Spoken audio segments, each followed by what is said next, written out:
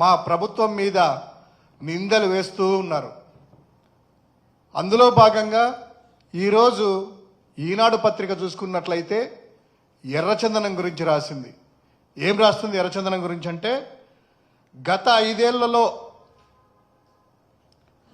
స్మగ్లర్దే రాజ్యమని, ఎర్రచందనాన్ని యథేచ్ఛగా స్మగ్లింగ్ చేశారనేటువంటిది కట్టుకథనాలు వండి వారించింది.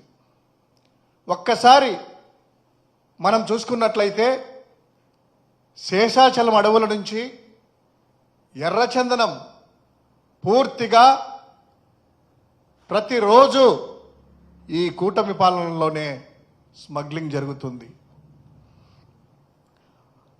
ఎక్కడా కూడాను ఈ 6 నెలల కూటమి ప్రభుత్వంలో చూసుకున్నట్లయితే ఎక్కడా దాని మీద నియంత్రణ లేదు, ఎక్కడా చెక్ పోస్టులు లేవు. యథేచ్ఛగా ఎర్రచందనం అనేది స్మగ్లింగ్ జరుగుతుంది. దాన్ని కప్పిపుచ్చడానికి గత ప్రభుత్వం మీద, అంటే మా ప్రభుత్వం మీద, జగన్ గారి మీద, అదేవిధంగా మంత్రులుగా పనిచేసినటువంటి అటవీ శాఖ మంత్రిగా చేసినటువంటి పెద్దిరెడ్డి గారి మీద పుంకాలుగా వార్తలు రాస్తూ వండి వారిస్తున్నారు. ఒక్కటి చూస్తున్నాం, సరే మీరు రాశారు పెద్దిరెడ్డి గారి మీద, అటవీ శాఖ మంత్రిగా ఉన్నారు కాబట్టి ఆయన యథేచ్ఛగా చేశారు, అది ఇది అంటున్నారు కదా. మీ హయాంలో ఎలా జరిగింది, మా హయాంలో ఎలా జరిగింది అనేటువంటిది ఒక్కసారి ప్రజలు కానీ మీరు కానీ గమనించినట్లయితే, ఇదే పెద్దిరెడ్డి రామచంద్రారెడ్డి గారు మీకు ముందర, అంటే 2014-19 మీ ప్రభుత్వ అధికారంకు ముందర కూడాను అటవీ శాఖ మంత్రిగా ఆయన పనిచేశారు వైఎస్ఆర్ గారి హయాంలో. తర్వాత కూడాను లాస్ట్ చివరిలో ఈ యొక్క 2019-24 మధ్యలో ఆయన అటవీ శాఖ మంత్రిగా బాధ్యతలు నిర్వహించారు. కానీ స్వాతంత్రం వచ్చిన తర్వాత ఎవరు కూడా ఆలోచన చేయని విధంగా ఈ యొక్క ఇదే అటవీ శాఖ మంత్రిగా ఉన్నటువంటి పెద్దిరెడ్డి గారు, రామచంద్రారెడ్డి గారు, ఆయన్ని కూడా తీసుకున్నట్లయితే అడవుల నుంచి ఆ స్మగ్లింగ్ అరికట్టడానికి అనేకమైనటువంటి నియంత్రణ చర్యలు చేపట్టడం జరిగింది.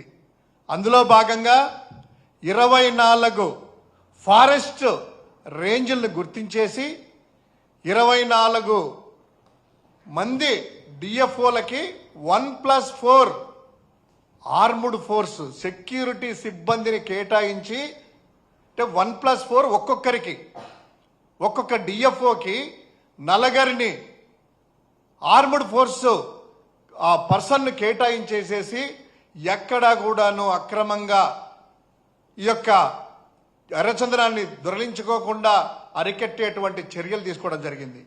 అంతేకాకుండా స్వాతంత్ర్యం వచ్చినప్పటి నుంచి పాత పురాతనమైనటువంటి వాహనాలు, అడవుల్లో ముందుకెళ్ళనే వాహనాలు ఉంటే, తర్వాత ఇదే ఆయన అటవీ శాఖ మంత్రిగా ఉన్నప్పుడే 370 వెహికల్స్ని, అత్యాధునికమైనటువంటి కొత్త వెహికల్స్ని తీసుకొని వచ్చేసేసి ఆయన చేశారు. అంతేనా, తర్వాత పీడీ యాక్ట్ అమల్లోకి తెచ్చి ఎర్రచందనం స్మగ్లర్లని పీడీ యాక్ట్ కింద పెట్టి ఆ యొక్క చర్యలని, స్మగ్లింగ్ అంతా కూడా అరికట్టడానికి అనేకమైనటువంటి చర్యలు తీసుకోవడం జరిగింది. తర్వాత ఈ యొక్క జగన్ గారి హయాంలో, మా ప్రభుత్వ హయాంలో, ఇప్పుడు మీకు సిఎస్గా ఉన్నారు కదా, చీఫ్ సెక్రటరీగా ఉన్నటువంటి నీరబ్ కుమార్ గారు, ఆనాడు ఇదే జగన్ గారి ప్రభుత్వము, ఆయన నేతృత్వంలో స్పెషల్ చీఫ్ సెక్రటరీగా ఉన్నటువంటి అప్పట్లో నీరబ్ కుమార్ ప్రసాద్ గారి నేతృత్వంలో ఒక కమిటీ వేయడం జరిగింది. ఆ కమిటీ వివిధ రాష్ట్రాలంతా కూడా ఎక్కడైతే అడవులు ఉన్నాయో ఆ అడవులు ఉన్నటువంటి రాష్ట్రాలంతా పరిశీలన చేసేసి నేపాల్లో కూడా వెళ్ళి అనేకమైనటువంటి సూచనలు ఆ కమిటీ ద్వారా సేకరించి, ఆ సూచనల ప్రకారము ఇమ్మీడియట్గా అటవీ శాఖ సంబంధించిన చెక్ పోస్టులు ఏర్పాటు చేయడము, ఎక్కడైతే ఇతర రాష్ట్రాల్లో ఎర్రచందనం ఇక్కడి నుంచి స్మగిల్ చేసి ఇతర రాష్ట్రాల్లో పట్టుకొని వాళ్ళ కస్టడీలో ఉన్నటువంటి ఆ ఎర్రచందనాన్ని వారితో మాట్లాడి ఒక చట్టం తీసుకొని వచ్చేసి 60-40 రేషియోలో, అంటే అక్కడ ఉన్న దాన్ని పట్టుకొని అమ్మేసి 60% సంపదను నిరుపయోగంగా ఉన్నటువంటి ఆ యొక్క సంపదని తీసుకొని వచ్చేసి రాష్ట్ర ఖజానాలో జమ చేయడం వంటి వినూత్నమైనటువంటి కొత్త పాలసీని కూడా తీసుకొని వచ్చింది 2019-24లో జగన్ గారి సర్కార్. అటువంటి ఈ సర్కార్ని ఈరోజు మీరు యథేచ్ఛగా స్మగ్లింగ్ చేస్తూ చేప కింద నీరులాగా వెళ్తూ ఏదో అంటారు కదా, మన ఏనుగులు వెళ్తూ ఉంటే ఏనుగు యథేచ్ఛగా వెళ్తుంటే చూస్తూ ఊరుకొని ఆ ఏనుగు వెళ్ళిన తర్వాత ఎలుకలను పట్టుకోవడం అనేటువంటిది ఒకటో రెండో మీరు పట్టుకొని దాన్ని ఏదో అప్పుడంతా కూడా ఇలా చేశారు, ఇప్పుడు జగన్ గారు చేయలేదంటున్నారు కదా. ఒక్కసారి మనము మీ హయాంలోనే చంద్రబాబు గారి హయాంలో ఎర్రచందనం అనేటువంటిది ఏ విధంగా స్మగ్లింగ్ జరిగింది, ఏ విధంగా ఈ యొక్క స్మగ్లర్స్ రెచ్చిపోయారు అనేటువంటిది ఒక్కసారి నేను అప్పట్లో వచ్చినటువంటి పత్రికా కథనాలను వాస్తవ పరిస్థితులు నేను మీకు ఒక్కసారి చూపిస్తాను. ఒక్కసారి ఇది 13/7/2014లో చంద్రబాబు నాయుడు గారు అదేవిధంగా ఇండైరెక్ట్గా పవన్ కళ్యాణ్ గారు ఏర్పరచుకున్నటువంటి ఆ యొక్క ప్రభుత్వ హయాంలో దేశంకి ఎర్ర ఇంధనం అని అప్పట్లోనే ఎవరెవరు టీడీపీకి సంబంధించిన వాళ్ళు స్మగ్లర్లు ఎలా తయారయ్యారు, రాజకీయాలను ఎలా ప్రోత్సహించారు, ఏ విధంగా చందాలు ఇచ్చారు నాయకులు అనేటువంటిది ఒక కథనం. దాని తర్వాత 14/7/2014లో ఒక కథనం ప్రకారము ఎర్ర జాబితాలో పచ్చ నేతలు అంటే ఒక్కొక్కరు వారి హయాంలో ఎలా అంటే కిరాణా కొట్టు నుంచి ఎర్రడాన్గా ఒకప్పుడు పాత్రలు అమ్ముకునే వ్యక్తికి కోటీశ్వరులాగా తర్వాత ఆటోల్లో అంతర్జాతీయ ఆటోల నుంచి అంటే ఆటో నడుపుకునేటువంటి వ్యక్తి అంతర్జాతీయ స్మగ్లర్ లాగా, తర్వాత ఒక మెకానిక్, తర్వాత నకిలీ పోలీసు, ఆ పైన ఒక స్మగ్లర్ చేసేసి ఈ విధంగా కోట్లాది రూపాయలు సంపాదించుకునే విధంగా ఎదిగినటువంటి ఆ యొక్క పచ్చ నేతలని మనము ఒకసారి గమనించవచ్చు. దాని తర్వాత ఒక్కసారి ముఖ్యమైన వార్త ప్రజాశక్తిలో 14 ఏప్రిల్ 2016 అయ్యా రామోజీరావు గారి అబ్బాయి ఆ కిరణ్ గారు ఒక్కసారి మీకు లైబ్రరీలో దొరుకుతుంది కదా, ఆ 14 ఏప్రిల్ 2016 తీసుకున్నట్లయితే ప్రజాశక్తి కథనం ప్రకారం కూడా నారావారిపల్లెలో అక్రమ ఎర్రచందనము సాక్షాత్తు అప్పటి ముఖ్యమంత్రిగా ఉన్నటువంటి చంద్రబాబు గారు ఆయన హయాంలోనే ఆయన ఊర్లోనే ఈ ఎర్రచందనం అనేటువంటిది దండుగలు ఎర్రచందనం దండుగలు అనేటువంటి దాన్ని ఆ టైంలోనే అక్కడ దొరికాయి నారావారిపల్లెలో. దాని తర్వాత ఒక టీడీపీ నేత అదే 17 ఏప్రిల్ 2016 తీసుకున్నట్లయితే ఆ యొక్క టీడీపీ నేత మల్లెల చంద్ర అనేటువంటి వ్యక్తి పట్టుబడము, అప్పుడు ఎస్పీ పోలీసులు కూడా ధృవీకరించడము.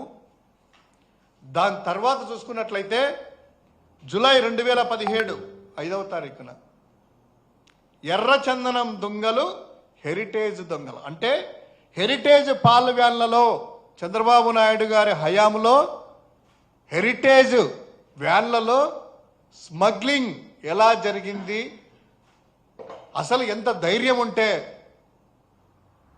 హెరిటేజ్ వ్యాన్లో ఆయన ముఖ్యమంత్రిగా ఉన్నప్పుడు ఆయన సంస్థకు సంబంధించినటువంటి వ్యాన్లో ఏ విధంగా దీన్ని స్మగ్లింగ్ చేశారు అనేటువంటి చూస్తే అంటే ఈ కథనాలు చూసుకున్నట్లయితే యథేచ్ఛగా అక్రమంగా వారే దగ్గరుండి ప్రోత్సహించినట్లు కాదా, ఆయన సొంత ఊరిలో ఎర్రచందనము దొంగలు దొరకడం ఏంటి. దాని తర్వాత ఒక్కసారి అప్పటి కథనాలు చూసుకున్నట్లయితే ఎవరెవరున్నారు ఏంటి వాళ్ళందరూ కూడా ఏమైంది 2017 నుంచి తర్వాత 19 వరకు ఉన్నారు కదా, దాన్ని అంతా కూడా కేసులంతా పైకి రాకుండా అనగదొక్కడం చూసినట్లయితే ఎవరు ఎర్రచందనానికి సపోర్టుగా ఉన్నారనేటువంటిది అర్థమవుతుంది. దాని తర్వాత 2017 జూలై 6వ తారీఖు ఒక కథనం తీసుకున్నట్లయితే కర్నూలు జిల్లా చాగల్మన మండలం పరిషత్ అధ్యక్షుడు మస్తాన్ వల్లి ఆయన అప్పట్లో పర్యాటక శాఖ మంత్రిగా ఉన్నటువంటి ఒక ముఖ్య అనుచరుడు, ఒక నార్మల్ వ్యక్తి, చాగల్మన మండల వ్యక్తి ఎర్రచందనాన్ని స్మగ్లింగ్ చేస్తూ సినిమా నిర్మాతగా మారి అంటే కోట్లాది రూపాయలు పెట్టి సినిమా నిర్మాతగా మారడము, ఆ సినిమాలో నటించినటువంటి హీరోయిన్ని అతను పెళ్లి చేసుకోవడము, తర్వాత ఆమె కూడా ఎర్రచందనం స్మగ్లింగ్లో భాగస్వాములు కావడము, పట్టుకోవడము, మైదుకూరు ఇతర ప్రాంతాల్లో కేసులు ఏ విధంగా రిజిస్టర్ అయ్యాయి, అతను ఎవరి తాలూకా సంబంధించినటువంటి వ్యక్తి, అతని నేపథ్యం ఏంటి, ఇవన్నీ చూసినట్లయితే ఎర్రచందనం అనేటువంటిది యథేచ్ఛగా అప్పట్లో చంద్రబాబు గారి హయాంలో ఎలా జరిగిందో ఈరోజు కూడాను అదే విధంగా 6 నెలల నుంచి జరుగుతుంది. దాన్ని కప్పిపించుకోవడానికి ఈరోజు జగన్ గారి మీద వార్తలా, గత ప్రభుత్వం మీద మీరు రాస్తే వండి వారుస్తున్న వార్తలా? అయ్యా, ఇంతవరకు మీరు ముఖ్యమంత్రిగా అయిన తర్వాత ఆయన కానీ సంబంధిత శాఖ మంత్రి డిప్యూటీ సీఎంగా ఉన్నటువంటి పవన్ కళ్యాణ్ గారు కానీ ఈ అటవీ శాఖ మీద కానీ ఎర్రచందనం మీద కానీ ఒక్కసారైనా రివ్యూ చేశారా? దాన్ని బట్టి అర్థమవుతుంది మీకు ఎంత సీరియస్నెస్ ఉంది దీని మీద అనేటువంటిది.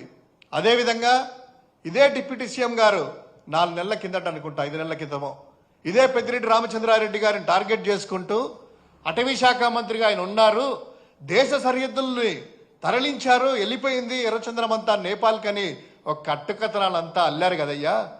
ఇంతవరకు ఏమైంది ఆ కేసు గురించి? ఇదే పెద్దిరెడ్డి గారి మీద రాశారు కదా, పుంకాలుగా ఆయన కూడా సాక్షాత్తు డిప్యూటీ సీఎంగా ఉండి చెప్పారు కదా.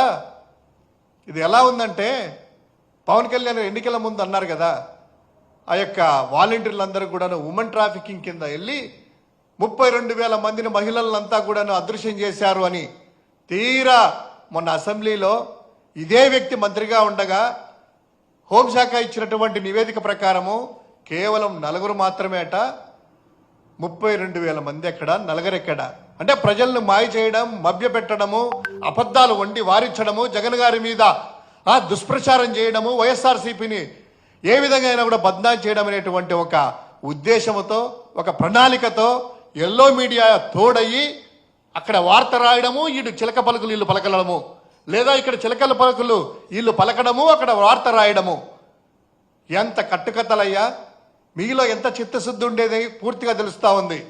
ఈరోజు రామోజీ గారి అబ్బాయి ఒకసారి ప్రజాశక్తిలో వచ్చినటువంటి వార్తలు అయితేనేమి, గతంలో చూసినటువంటి వార్తలు, ఇవన్నీ చూసుకున్నట్లయితే ప్రజలకి ఏం సమాధానం మీరు చెప్తారు?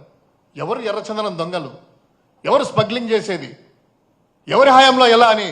ఇంకోటి ఏమంటారు, కేసులు అంట 2014, 19, 24 మధ్య నమోదైనటువంటి కేసుల సంఖ్య చాలా తేడా ఉందంట. అప్పట్లో ఎక్కువ కేసులు నమోదయ్యాయంట, ఎక్కువ వాహనాలు సీజ్ చేశారంట. అంటే దీన్ని బట్టి అర్థమవుతుంది ఏంటి, మీ చేతగానితనంతో ఆ రోజు నియంత్రణ లేక, చెక్ పోస్టులు లేక విచ్చలవిడిగా ఈ స్మగ్లింగ్ చేశారు కాబట్టి దొంగలు దొరికారు, ఎక్కువ బయటికి వెళ్ళిపోయింది. కానీ వైఎస్ జగన్ గారి హయాంలో పూర్తిగా కట్టుదిట్టంగా చెక్ పోస్టులు ఏర్పాటు చేసి ఒక నియంత్రించడం వల్ల, పీడీ యాక్ట్లు అమలు చేయడం వల్ల నేడు 2019-24 మధ్యలో కేసుల సంఖ్య కూడా తగ్గాయి. అది రామోజీ గారి అబ్బాయి మీరు ఒక కాల్కులేట్ చేయాల్సింది. కేసులు అక్కడ ఎక్కువ ఉన్నాయంటే ఆ రోజు విచ్చలవిడిగా దొంగతనం జరిగింది.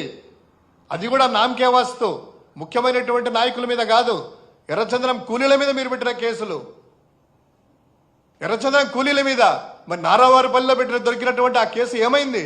ఎవరున్నారు దాని వెనుక? దానికి ఏం చేశారు? దాని మీద కేసు పెట్టారా? లేదే.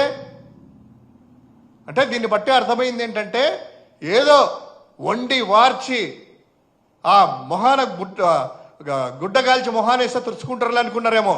కానీ మీరు చెప్పిన సూపర్ 6 ఏం చెప్పినా అమలు చేయాల్సిందే, సూపర్ 7 అమలు చేయాల్సిందే, తల్లికి వందనం ఇవ్వాల్సిందే. మీ కట్టుకథలన్నీ కూడా పక్కన పెట్టి కాస్త ప్రజల మీద దృష్టి పెట్టి ప్రజలకు ఏం కావాలనో మీరు ఏం చెప్పారో అవి చేయాలి.